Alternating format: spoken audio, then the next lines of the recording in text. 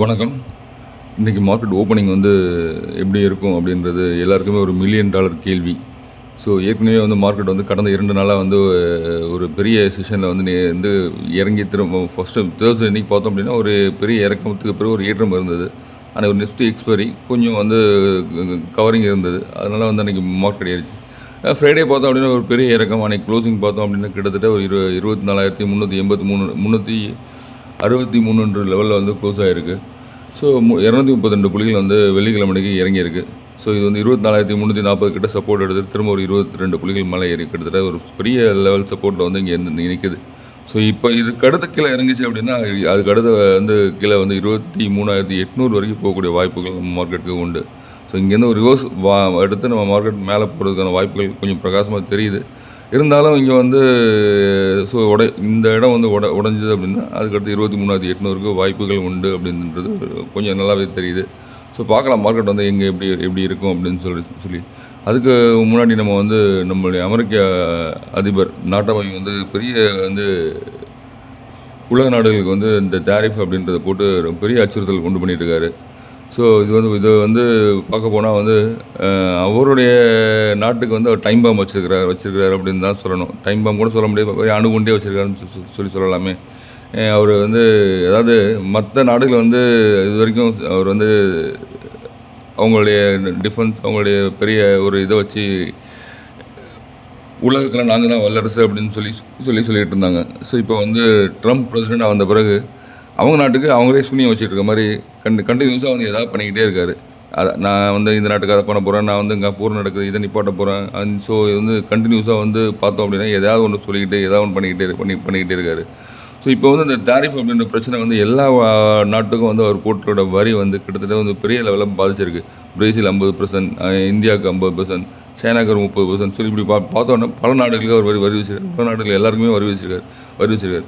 இந்த வரி விதிப்பு வந்து நம்மளை மட்டும் தான் பாதிக்குமா அப்படின்னு சொல்லி பார்த்தோம் அப்படின்னா நம்மளோடய பாதிக்கப்பட போகிற பெரிய நாடு அவங்களுடைய நாடு தான். நேற்று முன்னாடி ஒரு வீடியோ ஒன்று வைரலாக வந்து சுற்றிக்கிட்டு இருக்குது. ஒருத்தர் வந்து வால்மார்ட்டுக்குள்ளே போகிறாங்க. அவங்க நாட்டில் நம்ம வெளியில் கிடையாது. ஸோ அவங்க நாட்டுக்குள்ளேயே வால்மார்ட்டுக்குள்ளே போகிறாங்க. அந்த வால்மார்ட்டுக்குள்ளே வந்து துணி இதெல்லாம் வந்து எடுத்துகிட்டு வந்து ப்ரைஸ் டேக் எடுத்து பார்த்துட்டு அதெல்லாம் வந்து வீடியோ எடுத்து போகிறாரு. அதாவது கடந்த ஒரு வாரத்துக்கு முன்னாடி இருந்த ஒரு $6 இருந்த ஒரு துணி இப்போ $10 கிட்ட விற்கிது. அதே மாதிரி $8 இருந்த துணி $10 விற்கிது. ஒரு $9 இருந்து $11 விற்கிது அப்படின்னு சொல்லி கிட்டத்தட்ட நிறைய அந்த ப்ரைஸ் டேக் எடுத்து காமிச்சு வீடியோ போட்டு சொல்கிறாரு. உங்களுக்கு நான் சொல்கிறது நம்பிக்கை இல்லைன்னா நீங்களே வந்து எல்லா வால்மார்ட்டுக்கும் செக் பண்ணுங்கள். கடந்த ஒரு வாரத்தில் இந்த மாதிரி பெரிய ஏற்றத்தில் வந்து எல்லாமே வந்து நிறைய பொருட்கள் இது மாதிரி ஒரு ப்ரைஸ் டேக் எடுத்து போட்டு அந்த வீடியோ வந்து வைரலாக இருக்குது அமெரிக்க இதில். ஸோ இது வந்து அமெரிக்க மக்கள்கிட்ட ஒரு பெரிய பீதியை உண்டு பண்ணும் அப்படின்னு சொல்லலாம். ஸோ இப்போ வந்து அவரோட அதே மாதிரி நிறைய அமேசான் ஆகட்டும், வால்மார்ட் ஆகட்டும், இப்போ வந்து அவங்கள வந்து அவங்களுக்கு நம்ம கன்சனி அனுப்புகிற நாடுகளுக்கு வந்து அவங்க என்ன மெயில் பண்ணியிருக்காங்க அப்படின்னா, கொஞ்ச நாளுக்கு நீங்கள் நிப்பாட்டுங்க, எங்களுக்கு வந்து ஏற்கனவே இருக்கிற சரக்கு நாங்கள் காலி பண்ணிக்கிறோம். ஸோ இந்த வரி விதிப்பு வந்து எங்களுக்கு வந்து எந்த மாதிரி வரி எங்களுக்கு வரும்னு தெரியல. அதனால் வந்து நீங்கள் அனுப்ப வேண்டிய சரக்கை வந்து இந்த கன்சைன்மெண்ட்டை அனுப்ப வேண்டாம் அப்படின்னு சொல்லி இந்த பல நாடுகளுக்கு அந்த மெயில் போட்டிருக்கிற ஒரு செய்தி ஒன்று வருது. அப்படி சரக்கு அங்கே போகலை அப்படின்னா இருக்கிற சரக்கு அங்கே விற்கும்போது அங்கே சரக்கோட அந்த பொருளோட விலை வந்து ஒரு 5% கூட 10%, 15% அவங்க இப்போ நம்ம 55% விலை கொடுனா கிட்டத்தட்ட எல்லா பொருளுக்குமே அது மாதிரி வந்து 35% 50, 60% விலை வந்து கூடுதலாக வந்து கொடுத்து மக்கள் வாங்கக்கூடிய நிலைமை வந்து அமெரிக்காவுக்கு உண்டாயிருக்கு. அதே மாதிரி அது இல்லாமல் வந்து இந்த இதை கொண்டு வந்துட்டு அவர் தான் அமெரிக்கா ஃபெட்டை வந்து மிரட்டிட்டு இருக்காரு. நீங்கள் வந்து எனக்கு இன்ட்ரெஸ்ட் ரேட்டை நீங்கள் குறைச்சே கொடுத்தாலும் 0.25 பத்தாது, கிட்டத்தட்ட ஒரு 3 கிட்ட வந்து நீங்கள் வந்து எனக்கு வந்து ஃபெட்டை வந்து குறைங்க அப்படின்னு சொல்லி அந்த ஃபெட் தலைவர் வந்து மிரட்டியிருக்காரு. ஜெரன் பவுலை மிரட்டிட்டு இருக்காரு. அவர் இதுக்கெல்லாம் அசந்து கொடுக்க ஆள் இல்லை. அப்படி இல்லை அப்படின்னா நான் வந்து உங்களுக்கு ஃபெட்டோட தலைவரையும் சீஃபையும் மாற்றுவேன் அப்படின்னு சொல்லி அவர் சொல்லிகிட்டு இருக்காரு. ஸோ இதெல்லாம் வந்து பார்க்கும்போது அமெரிக்காவுக்கு கிட்டத்தட்ட 7 ஆரம்பிச்சிருச்சு அப்படின்னு தான் அர்த்தம். அதாவது ஒரு ஃபெட் தலைவர் சொல்கிறத அவர் கேட்க மாட்டேன்றாரு. அவர் யார் சொல்கிறதும் எதுவும் கேட்க மாட்டேன்றார், நான் சொல்கிறதா அப்படின்ற மாதிரி கிட்டத்தட்ட அவர் செயல்பட்டு இருக்கிறது வந்து கிட்டத்தட்ட உலக நாடுகளுக்கு எல்லாத்தையும் பெரிய எதிர்ப்பு. அது இப்போ நம்ம கடைசியாக வந்து பார்த்தோம் அப்படின்னா அவருடைய நகர்வுகள்லாம் எப்படி இருக்குது அப்படின்னு பார்த்தா இந்தியாவுக்கு 50% தாரிஃப் போட்ட பிறகு பாகிஸ்தானை தூண்டி விட்டு திரும்ப இப்போ தான் ஆப்ரேஷன் சிந்தூர் லைட்டாக முடிஞ்சு நம்ம வந்து நிப்பாட்டி வச்சுருக்கிறோம். ஆனாலும் முடியல அப்படின்னு சொல்லி நம்மளுடைய பிரதமர் நம்மளுடைய ராஜ்நாத் சிங் அவர்கள் கிட்டத்தட்ட எல்லோரும் வந்து இராணுவத்தில் தளபதியெலாம் வந்து ஆப்ரேஷன் சிந்தூர் முடிவடையவில்லை. இது வந்து தற்காலிகமாக நிறுத்தப்பட்டுள்ளது அப்படி மட்டும்தான் சொல்லியிருக்காங்களே தவிர அது வந்து நாங்கள் நிறுத்தியிருக்கோம் அப்படின்னு சொல்லலை. இப்போ திரும்ப அவர் இந்த அவருடைய பாகிஸ்தானோட இராணுவ தலைமையில் இருக்கிற அந்த அசீம் கான் அவர் வந்து கிட்டத்தட்ட எல்லா இப்போ கடந்த ஒரு 2-3 நாள் பேசுகிற பேச்செல்லாம் வந்து பார்க்கும்போது திரும்ப வந்து ஏதோ வந்து கிளப்பி வர மாதிரியே பேசிக்கிட்டு இருக்காரு. அது வேறு இல்லாமல் நேற்று வந்து துருக்கியிலேருந்து ஒரு பிளேன் வந்து பாகிஸ்தானுக்குள்ளே வந்து அவங்களுடைய கன்சைன்மெண்ட்டை வந்து கொடுத்துட்டு போயிருக்காங்க. இதெல்லாம் பார்க்கும்போது ஸோ திரும்ப வந்து அமெரிக்காவை அமெரிக்கா வந்து பாகிஸ்தானை தூண்டி விட்டு இந்தியாவை வந்து நீ ஏதாவது பண்ணு அப்படின்னு சொல்லி சொல்கிற மாதிரி இருக்குது. இதுவும் வந்து ஒரு பெரிய த்ரெட்டு தான் உலக நாடுகளுக்கு. ஸோ இது திரும்ப வந்து ஒரு போர் வெடிக்கக்கூடிய சூழலை வந்து ட்ரம்ப் வந்து உருவாக்குறார், இந்தியா வர்சஸ் பாகிஸ்தான் அப்படின்னு. ஸோ இப்போ இந்த டைம் இந்த மாதிரி இப்போ பாகிஸ்தான் வந்து நம்ம இந்தியா மேலே கை வச்சாங்க அப்படின்னா பாகிஸ்தானே வந்து பாகிஸ்தானுக்கு அமெரிக்கா வந்து சப்போர்ட் பண்ணக்கூடிய வாய்ப்புகளும் உண்டு இதில். ஏன்னா சண்டையை வந்து பெருசாக இழுத்துட்டு போகலாம், நம்மளுடைய எக்கனாமிக் கொலைக்கு இது பண்ணலான்ற ஒரு ஐடியா பேஸில் வந்து பண்ணலாம். ஸோ ஜியோ பாலிட்டிக்ஸ் எப்படிலாம் நகருது அப்படின்றது வந்து ரொம்ப உன்னிப்பாக கவனிக்க வேண்டிய வேலையாகவும் இருக்குது. அதே மாதிரி பார்த்தோம் அப்படின்னா இந்தியா வந்து கிட்டத்தட்ட வந்து ஃப்ரீ ட்ரேட் போன்றதுக்கு ஓமன் கிட்ட பேசியிருக்காங்க. இப்போ ஆல்ரெடி யூகேல வந்து போட்டிருக்காங்க. அது மாதிரி பல நாடுகள்கிட்ட பேசிகிட்டு இருக்காங்க. ஸோ இந்த ஃப்ரீ ட்ரேட் அக்ரிமெண்ட்டுக்கு ஸோ இந்த ஃப்ரீ ட்ரேட் அக்ரிமெண்ட்லாம் போடும்போது நம்மளுடைய ஆல்ரெடி அமெரிக்காவுக்கு போகிற பொருட்களை வந்து வேறு கண்ட்ரிக்கு போட்டு நம்மளுடைய அந்த ஏற்றுமதி வந்து குறையாமல் பார்த்துக்கிற வாய்ப்புகளை வந்து இந்திய அரசாங்கம் உருவாக்குது. அது இல்லாமல் ரஷ்யாட்ட வந்து நம்ம ஆயில் வாங்குகிறோம். அது வந்து ரஷ்யா ஈரான் கிட்டலாம் ஆயில் வாங்கும்போது நம்ம வந்து இந்தியா பணத்திலே வந்து கொடுத்து மாற்றிக்கிட்டு இருக்கோம். அது வந்து முன்னாடி வந்து சிக்கலாக இருந்து எல்லாம் டாலரில் வாங்கிட்டு இருந்தோம். இப்போ வந்து சில நாடுகள் மட்டும் நம்ம வந்து ருபீஸில் வந்து நம்ம வியாபாரம் பண்ணிகிட்டு இருக்கோம். அதை வந்து எக்ஸ்பேண்ட் பண்ணுற மாதிரி இந்தியா வந்து அந்த சந்தையை வந்து திறந்து விடுறாங்க. மற்ற நாடுகளும் வந்து இந்தியா வந்து இந்த அதாவது இந்த நம்ம அவங்கவுங்க நாட்டு கரன்சியை கொடுத்து வாங்குற மாதிரி அந்த இதை வந்து எக்ஸ்பேண்ட் பண்ணி ரிசர்வ் பேங்க்கு வந்து நீ ஒரு ஆர்டர் போட்டு கொஞ்சம் வேகமாக செயல்படுற மாதிரி பார்த்துட்டு இருக்காங்க. ஸோ இப்படிலாம் உருவாகும்போது அங்கே அமெரிக்காவுடைய டாலர் என்ன ஆகும்னு வீக்கெண்ட் ஆக ஆரம்பிச்சிடும். கிட்டத்தட்ட அமெரிக்க டாலர் வந்து இப்போ 80 ரூபா 82 ரூபா இருக்குது அப்படின்னா நம்மளுடைய அந்த உலகத்தில் நடக்கிற வர்த்தகம் வந்து வேற ஒரு அவங்கவுங்க நாட்டு கரன்சியில் மாறும்போது என்ன ஆகும் அப்படின்னா டாலருக்கு வந்து வேலை தான் போயிடும். டாலர் வந்து வீக்கெண்ட் ஆக ஆரம்பிச்சிடும். ஸோ இப்போ இந்த 80 ரூபா இருக்கிற டாலர் வந்து அடுத்து படிப்படியாக குறைஞ்சி கிட்டத்தட்ட ஒரு சில ஆண்டுகள்லாம் 50 ரூபா 55 ரூபா அது சில பேர் 30 ரூபா வரைக்கும் சொல்கிறாங்க. அவங்க அதை அதாவது பெரிய வல்லுநர்கள் என்ன சொல்கிறாங்க அப்படின்னா அமெரிக்கா அது பண்ணுறதெல்லாம் சரியில்லை, அமெரிக்க டாலர் வந்து வீக் ஆச்சுன்னா கிட்டத்தட்ட ஒரு 30 ரூபா 35 ரூபா ரேஞ்சுக்கு வந்து கூட போகலாம் அப்படின்னு சொல்லி சொல்கிறாங்க. அதேமாதிரி அமெரிக்காவோட கடன் பார்த்தோம் அப்படின்னா கிட்டத்தட்ட 37 ட்ரில்லியன் கடன் இருக்குது. உலகத்திலே பெரிய அதிகமான கடன் வாங்கி வச்சுருக்கிற நாடும் பார்த்தோன்னா அமெரிக்கா தான் இருக்குது. ஸோ இந்த பிரச்சனை வந்து உருவாச்சு அப்படின்னா அமெரிக்கா மேற்கொண்டு கடன் வாங்குற இதுவே வந்து கிட்டத்தட்ட இன்னொரு 5-6 ட்ரில்லியன் டாலர் வந்து நம்ம வந்து கடன் வாங்க வேண்டியது இருக்கும் அப்படின்னு சொல்கிறாங்க. இந்த கடன் வாங்கிட்டு கடனுக்கு வட்டியே 3 லட்ச ரூபா கடன் வட்டி கட்ட வேண்டியது இருக்கும். அதெல்லாம் நீங்கள் அந்த பெரிய கடன் வாங்கினீங்க அப்படின்னு ஒரு 1.5 லட்ச ரூபா ஸ்பெண்ட் பண்ண முடியும் அப்படின்றத வந்து பேச்சுவார்த்தையில் எல்லாம் சொல்ல ஆரம்பிச்சிட்டாங்க. ஸோ இது வந்து பெரிய பபுள் அப்படின்றது உருவாகியிருக்கு. இந்த ட்ரம்ப் அப்படின்ற பபுள் வந்து எப்போ உடஞ்சாலும் சரி அமெரிக்காவுக்கு ஒரு பெரிய ஏழ்ரை, அமெரிக்காவோட பொருளாதாரம் கொடுக்கக்கூடிய நிலைமைக்கு அவங்களுடைய இது தள்ளப்பட்டிருக்கு.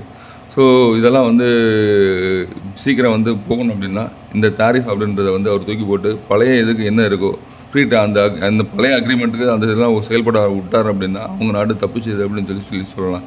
இல்லை நான் பிடிச்ச மேலுக்கு 3 கால் இப்படி தான் நாங்கள் செய்வோம் அப்படின்னு சொல்லி இது பண்ணார்னா அந்த டைமை எப்போ வேணால் அமெரிக்காவுக்கு வெடிக்கலாம். அமெரிக்காவோட மக்கள் ரொம்ப பரிதாபப்பட்டவங்களாக தான் இருப்பாங்க. ஸோ இதெல்லாம் வந்து எப்படி இருக்குன்னு பார்க்கலாம். நம்ம மார்க்கெட் பார்த்தோம் அப்படின்னா இன்றைக்கி வந்து மார்க்கெட் வந்து ஸோ யூட்டர்ன் அடிக்கிற கூட வாய்ப்புகள் உண்டு. ஸோ நம்ம ஃப்ரீ ட்ரேட் அக்ரிமெண்ட் அதெல்லாம் நிறைய வந்து இப்போ வந்து நம்ம கவர்மெண்ட் வந்து மார்க்கெட்டுக்கு பாசிட்டிவான சென்டிமெண்ட்டுக்கு சில இதெல்லாம் வந்து ஏற்பாடு பண்ணியிருக்காங்க.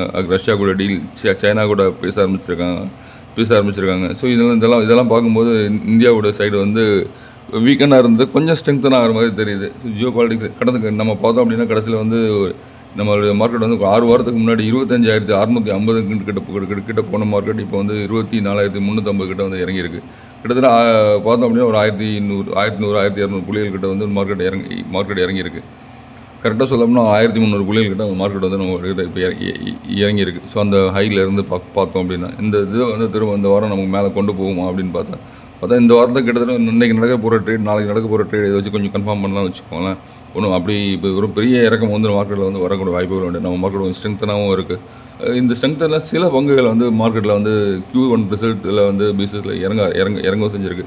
ரொம்ப Q1 ரிசல்ட் வந்து பெருசாக பாதிப்பு இல்லைனா கூட சில பங்குகள் வந்து மார்க்கெட் இறக்கத்தில் அடித்து துவச்சி விட்டுருக்காங்க மார்க்கெட்டில். அப்படி சில பங்குகள்லாம் மார்க்கெட்டில் வந்து இப்போ கிடைக்க ஆரம்பிச்சிருக்கு.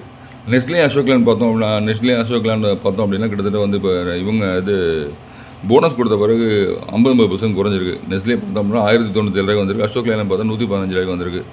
அதேமாதிரி மதர்சன் சுமி அதேமாதிரி ரெண்டுமே சாமவர்தனா மதர்சன் சுமி வயரிங் இருக்கு இல்லையா, அதுவும் கிட்டத்தட்ட போனஸ் கொடுத்த பிறகு 91 ரூபா 45 காசுக்கு அதே மாதிரி 39 ரூபா ரேட்டுக்கு வந்து அவங்க இது ரெண்டு வந்திருக்கு. அதேமாதிரி இந்தியா எனர்ஜி எக்ஸ்சேஞ்ச் வந்து ஃபாலில் வந்து 33% இறங்கியிருக்கு. அதேமாதிரி பார்த்தா பிஎன்பி ஹவுசிங் ஃபினான்ஸ் 28% இறங்கியிருக்கு. ரட்டன் இந்தியா பவர் வந்து 26% இறங்கியிருக்கு. 5 ஸ்டார் பிஸ்னஸ் 24% இறங்கியிருக்கு. மார்ஃபோன் லேப்ஸ் ஒரு 24% இறங்கி, ஜென் டெக்னாலஜிஸ் 24% இறங்கியிருக்கு. பிஜிஆர்எல் எலக்ட்ரோ ப்ளஸ் ஒரு 23% இறங்கி, பாரஸ் டிஃபென்ஸ் ஒரு 23% இறங்கியிருக்கு. கூகுள் டாக்ஸ் எக்ஸ்போர்ட்ஸ் கிட்டத்தட்ட 22% இறங்கியிருக்கு. கோஃபிஷன் இந்தியா 21% இறங்கியிருக்கு. வர்த்மான் டெக்ஸ்டைல்ஸ் 20% இறங்கியிருக்கு. ஐநாக்ஸ் வந்து 20% இறங்கி, இன்ஜினியர்ஸ் இந்தியா ஒரு 20% இறங்கியிருக்கு. சொனாட்டா சாஃப்ட்வேர் ஒரு 20% இறங்கியிருக்கு. நியூஜன் சாஃப்ட்வேர் கிட்ட 20% இறங்கியிருக்கு. 875 ரேட்டில் வந்து இப்போ ட்ரேட் ஆகுது. பிசி ஜுவல்லர் 20% இறங்கியிருக்கு. ரெட்டிங்டன் 20% கிட்ட இறங்கியிருக்கு. Tejas network, Anup engineering, intellect design, embassy developments, Bharat dynamics இதெல்லாம் பார்த்தா கிட்டத்தட்ட 19% இறங்கியிருக்கு. அவன்டெல், கிளாக்ஸோ ஸ்மித்லைன், எலக்ட்ரோசில் பிளாஸ், Triveni turbine, KPR mill, Zee entertainment, Lloyds engineering, Bajaj Hindustan sugar, Indus towers, Voltamp transformers, Cochin shipyard இதெல்லாம் பார்த்தா கிட்டத்தட்ட 17% 19% இருக்குது. கொச்சின் ஷிப்யார்ட் பார்த்தீங்க அப்படின்னா கிட்டத்தட்ட இறக்கத்தில் ஒரு 1642 திரும்ப வந்து அந்த வந்திருக்கு. Venus pipe and tubes 17%, Mazagon dock பார்த்தோம் 16% இறங்கியிருக்கு. ஐடிடி சிமெண்டேஷன் 16% இறங்கி, ஸ்டெர்லிங் அண்ட் வில்சன் 16% இறங்கியிருக்கு. சிம்ஃபனி ஒரு 16% இறங்கியிருக்கு. ஒக்கார்ட் லிமிடெட் அது ஒரு 16%, வெல்ஸ்பன் லிவிங், ரெயில்டெல் கார்பரேஷன் பார்த்தீங்கன்னா 410 ரூபா 345 வந்து 15% கிட்ட இறங்கியிருக்கு. கேஃபின் technologies, Texmaco rail engine, Jain irrigation, India glycols, Aditya Birla real estate, CEAT, Adani enterprises, Aavas financial, Aarti industries, Balaji amines, GTL infrastructure, JSW holdings இதெல்லாம் பார்த்தா 15% இறங்கி பங்குகளாக இருக்குது. Data patterns India, electronic marts, Raymond life style, Oberoi realty, Cigniti technologies, Bharat Bijlee, CMS infosystem, Avanti feeds, Lodha developers, SBI cards, Welspun enterprises, Vinati organics, Bharat heavy electricals, BHEL, அப்புறம் வந்து Coforge, Ganesh housing, டிடகரல் system, Quess corporation, Narayana Hrudayalaya, Divis lab, techno electricals இதெல்லாம் பார்த்தோன்னா கிட்டத்தட்ட 13% 15% இறங்கிய பங்குகளாக இருக்குது. அதே மாதிரி Jubilant Ingrevia, Alok industries, Route mobile, home first finance, BEML, Aurionpro solutions, Rajesh exports, ABB India, Max estates, IFCI, Crystal, Relaxo footwears இதெல்லாம் பார்த்தோம் அப்படின்னா கிட்டத்தட்ட 12% இறங்கிய பங்குகளாக இருக்குது. 361 யுவாம், அதே மாதிரி பார்த்தா இசிடி planners, Polymedicure, solar active pharma, Banco products, Mangalore refinery, Sula vineyards, Kotak Mahindra bank, Honasa consumer, Justdial, Sanofi India, signature global, rail Vikas Nigam, Equitas small finance, Cyient DLM, Finolex cables, Raymond limited, UCO bank, Balram துல்சினி, Concord biotech, Cholamandalam finance, RITES, Ramakrishna forging, Birla soft, Arvind limited, DCB bank, Bajaj electricals, PCBL chemical, Indian renewable, Jai Balaji industries, Brigade enterprises, Mahanagar gas, Infosys இதெல்லாம் பார்த்தா அப்படின்னா கிட்டத்தட்ட 11% இறங்கிய பங்குகளாக இருக்குது. கடந்த ஒரு மாதத்தில் 13% இறங்கிய பங்குகளாக இருக்குது. இன்ஃபோசிஸ் பார்த்தோன்னா 1423 வந்து கிட்டத்தட்ட வந்து ட்ரேட் ஆகுது. இப்போ அதே மாதிரி சென்னை பெட்ரோலியம் கார்பரேஷன் கிட்டத்தட்ட 643 வந்திருக்கு. ப்ரீமியர் எனர்ஜி அதே மாதிரி ஒரு 985 வந்திருக்கு.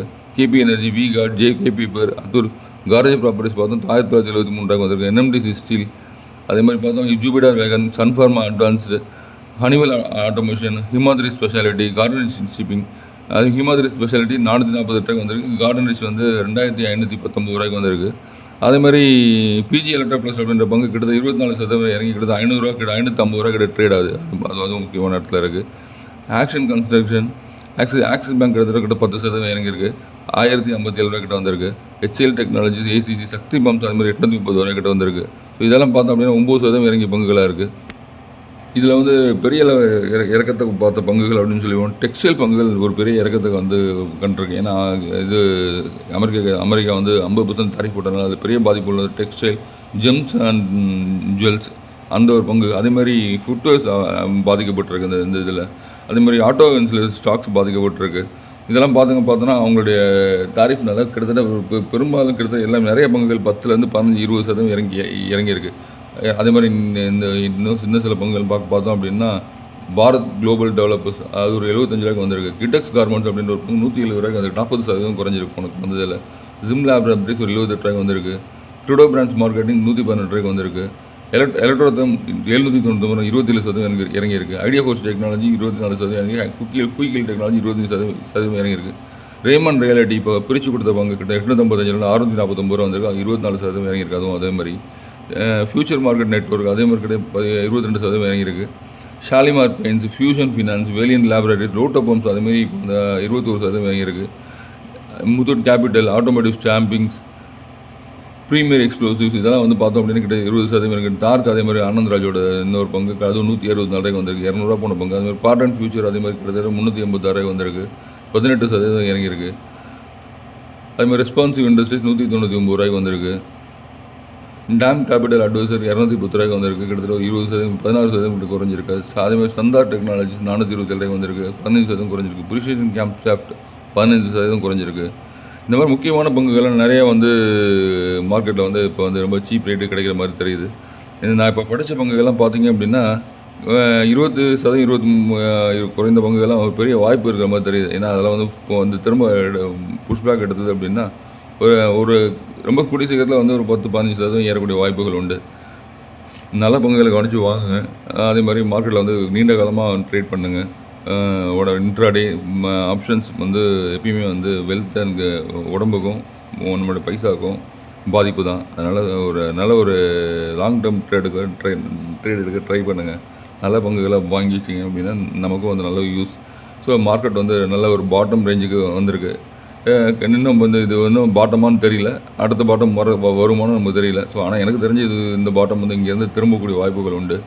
பார்க்கலாம் மார்க்கெட் இன்றைக்கி எப்படி செயல்படுதுன்னு. இன்றைக்கி நாளைக்கு நடக்க போகிற இதை வச்சு தான் நம்ம வந்து மார்க்கெட்டை வந்து அடுத்த ப்ரொடெக்ஷன் பண்ண முடியும். ஸோ பார்க்கலாம் மார்க்கெட் எப்படி இருக்குன்னு. கிட்டத்தட்ட நீங்கள் நம்ம மார்க்கெட்டை பார்த்து பயப்பட வேண்டாம். அமெரிக்கா மாதிரி நம்ம மார்க்கெட் கிடையாது. நம்ம மார்க்கெட் ரொம்ப ஸ்ட்ரெங்தான மார்க்கெட்டாகவும் இருக்குது. நம்ம உலகத்தில் நிறைய நாடுகள்கிட்ட ட்ரேட் பண்ணிகிட்ருக்கோம். ஸோ அதனால் அமெரிக்காவுடைய இந்த பூச்சாண்டிக்கு தகுந்த போது நம்ம மார்க்கெட்டை வந்து அவ்வளோ சீக்கிரத்தில் வந்து எஃபெக்ட் எடுக்காது, பயப்படவும் செய்யாது. அதனால் நம்ம மார்க்கெட்டுக்கு பெரிய அளவு பாதிப்பு கிடையாது. ஏன்னா எல்லா கிட்டத்தட்ட எல்லா உலக நாடுகளும் சரி, அவங்க நாட்டு தலைவர்களும் சரி, அவங்க நாட்டு பொருளாதார விமர்சகர்களும் சரி, அவங்க நாட்டில் இப்போ என்ன நடக்க போகுது, எப்போ வெடிக்கும் அப்படின்றத காத்துக்கிட்டு இருக்காங்க ட்ரம்ப் பண்ணுற வேலைகளுக்கு. ஸோ அதனால் வந்து நம்ம மார்க்கெட் வந்து பெரிய லெவலில் பாதிக்கக்கூடிய வாய்ப்புகள் கம்மி. அதனால் பயப்பட வேண்டாம். மார்க்கெட் வந்து அடுத்த 2 நாளுக்கு எப்படி போகுதுன்னு பார்க்கலாம். தேங்க்யூ. நம்ம வாட்ஸ்அப் குரூப்பில் யாராவது ஜாயின் பண்ணால் லிங்க் கீழே கொடுத்துருக்கேன். ஜாயின் பண்ணிக்கோங்க. தேங்க்யூ.